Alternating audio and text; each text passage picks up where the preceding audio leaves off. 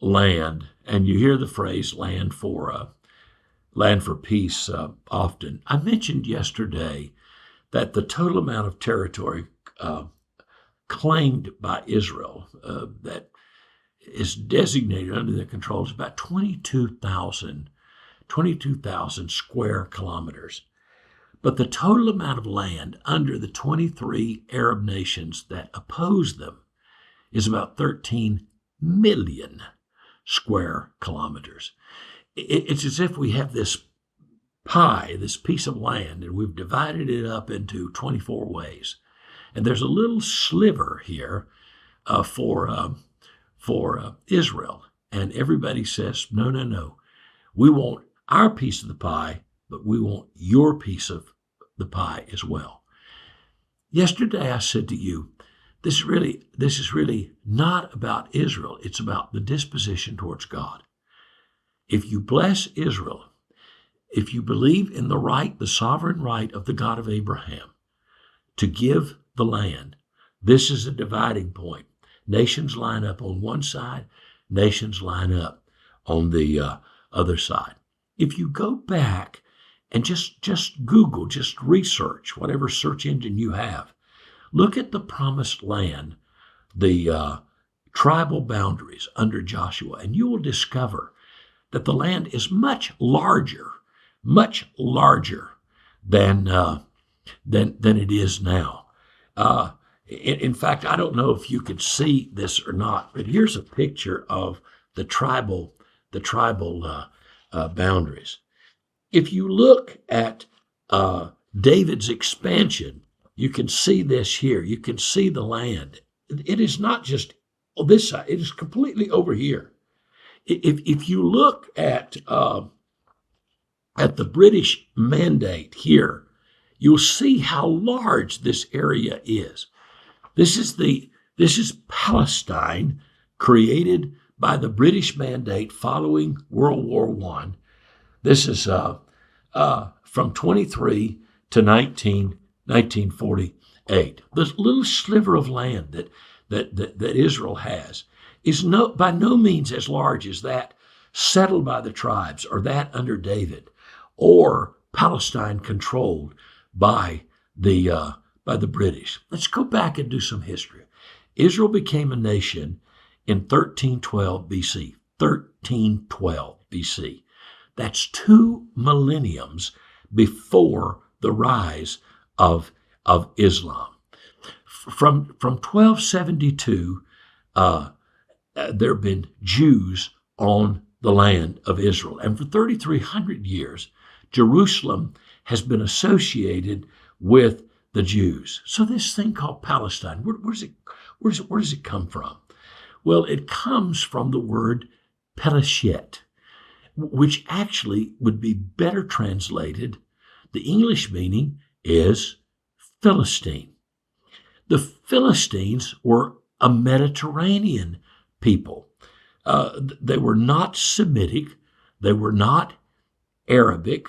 They were European. They came from Asia Minor. They came from Greek localities, and they settled along the Mediterranean coast in the area we now know as Gaza. The name Palestine, then, it is not Arabic. The Philistines were real people, European peoples, but they did not speak Arabic. There's no connection between them and Semitic people, Jews or Arabs. Let's do a little more history. In 70 AD, Jerusalem was destroyed. Judea was crushed. The temple was leveled.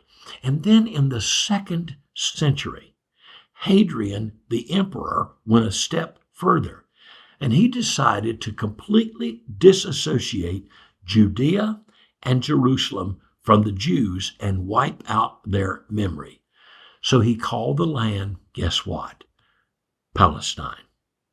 He attributed all of the land to Philistine occupation and ownership, but he's not talking about Arab control. He's asserting Roman control over the land. He renamed the capital Ayatollah Capitolina from Jerusalem. This is completely anti-Semitic.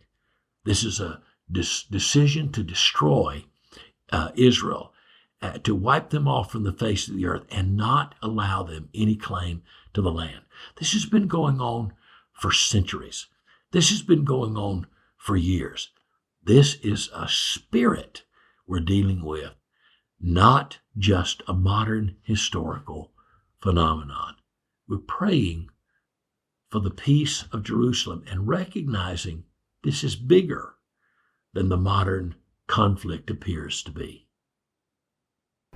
Hey, every Wednesday night at 6 p.m. Eastern Standard Time, I'm standing right here or behind this podium, and I'm using my trusty PowerPoint slides, and I'm teaching a school of prayer.